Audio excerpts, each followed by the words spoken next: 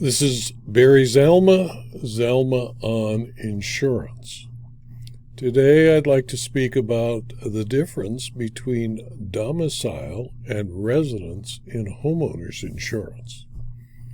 Insurance companies often see disputes relating to the terms domicile and residence when dealing with a homeowner's policy.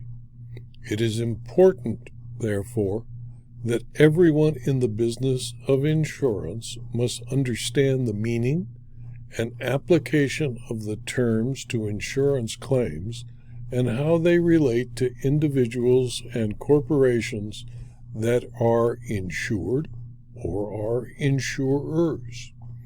Although a person may have more than one residence, he or she may only have one domicile at any one time. Domicile is established initially at birth and is presumed to continue in the same place absent sufficient evidence of a change. To effect a change of domicile, two things are indispensable. First, residence in a new domicile, and second, the intention to remain there.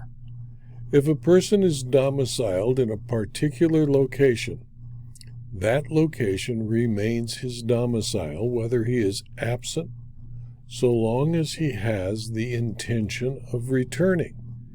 In determining domicile, courts consider factors including voting registration, employment, current residence, location of real and personal property, location of spouse and family, driver's licenses, automobile registrations, tax payment and addresses, and location of a person's bank account and physician.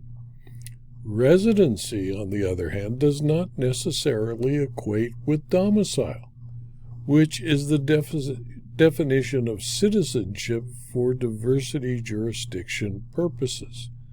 Domicile is usually determined by 1. The state where the policy was formed and issued, 2. The residence and domicile of the parties to the accident, 3. The residence and domicile of the parties to the insurance contract, 4. The state where each vehicle, if a vehicle is involved, was principally garaged or registered, 5. The state where treatment for resulting injuries was delivered, and 6. The reasons why each party and vehicle were in the state where the accident occurred. The role of domicile of a corporate insured should be a dominant fact when dealing with the appropriate interpretation of an insurance contract. According to Illinois law, a corporation is always domiciled in its state of incorporation. Whenever a court is asked to determine a person or corporation's domicile, determination is generally considered a question of fact. However, where the underlying material facts are not in dispute, the determination of domicile is a question of law for the trial court. Michigan courts have defined domicile to mean the place where a person has his true, fixed, permanent home and principal establishment, and to which, whenever he is absent, he has the intention of returning. A person may only have one domicile, but a person can have more than one residence. Michigan courts, as do most states, apply a multi-factor test in which no one factor is determinative to determine domicile. The Michigan Supreme Court articulated 4 factors to be considered when determining a person's domicile. 1. The subjective or declared intent of the person of remaining.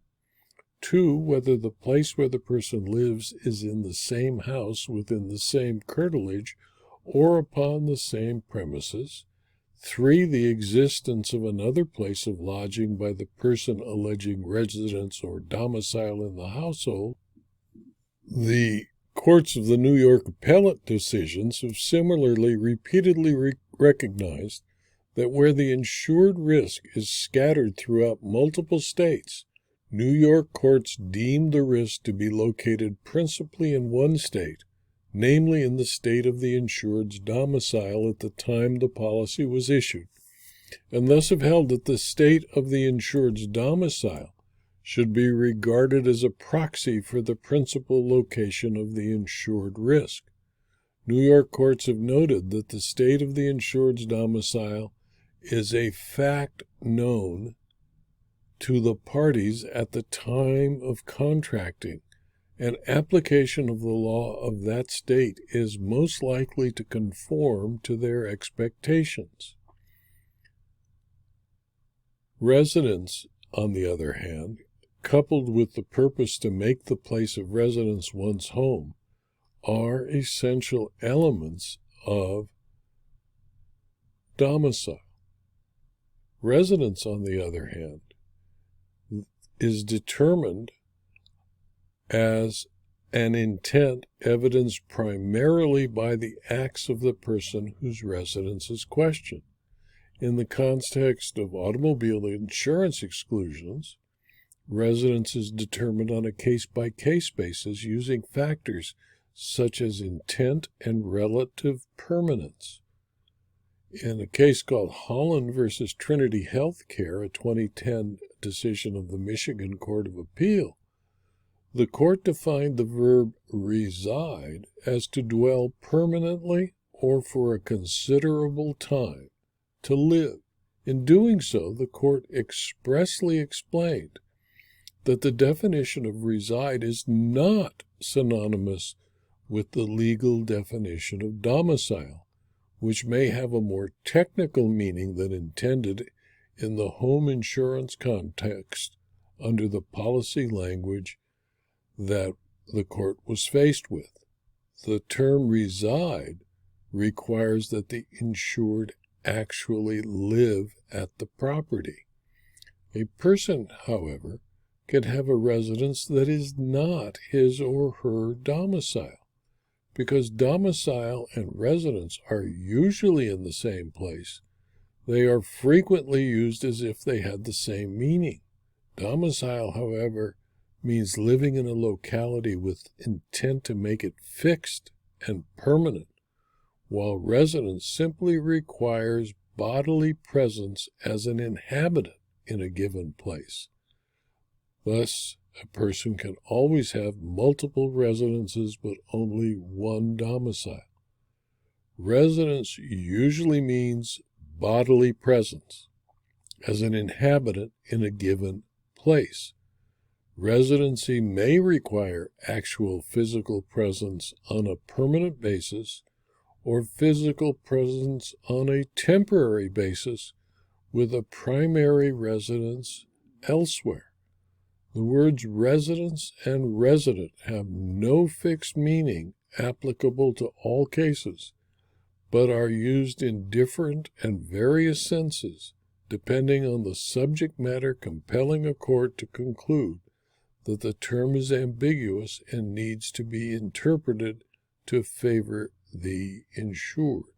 The basic homeowners policy language unambiguously requires that the property at issue be the insured's residence premises for coverage to apply. It does not require that the property be the insured's domicile. As a result, there is a danger to coverage availability when the insured leaves the residence and is no longer his or her resident premises. The insured location was defined in relevant part to mean the residence premises, and the residence premises was defined by the homeowners policy to mean the dwelling where the insureds reside, and which is shown as the residence premises in the declarations page of the policy. Faced with such clear and unambiguous language, a court seeking to interpret the language is required to enforce the exact language of the policy that unambiguously required the insured to reside at the insured premises at the time of the loss. If the insured resided in a different location, then there could be no coverage. A policy's definition of residence premises that specifically requires that the property listed as the insured property be the property where the insured resides, when plaintiff's application for a homeowner's insurance policy indicated that the home would be occupied by the owners, that is, the plaintiffs, and not a tenant, they were required to live there for the coverages promised to apply. Furthermore, as relevant to the circumstances at issue in a particular litigation, occupy means to reside in as an owner or tenant, because there is no irreconcilable conflict between the provisions the named insured plaintiffs would not establish the existence of an ambiguity in the insurance contract, because the "and" in the policy's definition of residence premises requires more than one residence. It also requires the persons insured to live there. The residence requirement is clear. It is explicit, and the plain, ordinary, and generally prevailing meaning of the word reside requires more than purchasing a home or intending to move into it. The Fifth Circuit Court of Appeal concluded that once the insureds repeatedly admitted that they never resided at the property, the home did not satisfy the policy's residence requirement and was not a covered residence premises. This was Giovera Specialty versus Joaquin, a Fifth Circuit decision from 2020. The insurance contract covers the dwelling on the residence premises, and the contract defines such as a dwelling where you reside. If you don't reside there, it's not a covered risk. Only the residential dwelling is covered by the policy. The dwelling must also be a place used by the person insured as a residence. Had the insurer not wished to limit coverage to a property resided in by the insured, it could have provided coverage for the insured's domicile.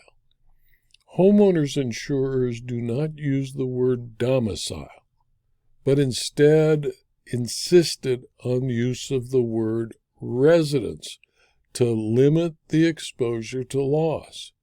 Therefore, if the insured takes up residence elsewhere, like being assigned to an office in London, England for 6 months, the insured did not reside in the dwelling, the risk of loss of which was insured. Similarly, if the insured became ill and was confined to a hospital or board and care facility for a long period of time, the insured's residence changed, although the insured's domicile did not. Ohio courts, like courts in every other state, give insurance contract terms their plain and ordinary meaning, unless another meaning is clearly apparent from the contents of the policy. A plaintiff's argument that residence is ambiguous because the contract includes specific coverage exclusions for vandalism, theft, and frozen pipes if the property is unoccupied was unavailing. Although the term residence may be ambiguous in other contexts, there is no ambiguity, whereas in a homeowner's policy where the specific language clearly defines the term, a court must conclude that the insurance contract language makes clear that recovery was conditioned upon plaintiff residing at the location at the time of the loss. When the language of the homeowner's policy at issue, read as a whole, and with an eye to the risks insured was clear to the Second Circuit Court of Appeal, the language cannot reasonably be read to provide coverage to the noted resident's premises if the insured did not reside at the residence. This was MIC General versus Allen, a 2017 decision of the Second Circuit Court of Appeal. It is essential when dealing with insurance claims and the interpretation of insurance policies for the adjuster or the lawyer dealing with such a claim to understand the meaning and application of domicile and residence and how each term is different. A person insured may have multiple residences and only one domicile, but when a policy requires the insured to reside in the dwelling that is the subject of insurance, it is imperative that the insured actually live in the residence. Moving to a second home, spending a summer in a winter home, spending a winter at a home in Florida can deprive the insured of coverage for losses at the dwelling that is the domicile but not the residence. It is incumbent on people with more than one residence, whether intentional or because of health reasons, to explain the facts to the insurer, to have it endorsed to cover a premises that is unoccupied, vacant, or rented to tenants. This video was adapted from my book, The Homeowners Policy Handbook, which is available as both a Kindle book and a paperback from Amazon.com. If you found this video to be interesting or useful to you, please convey it to your colleagues. It's free. And please also subscribe to my Rumble channel, my YouTube channel, my blog, and my Substack publications so that you can be advised of future videos and future blog postings. Thank you for your attention.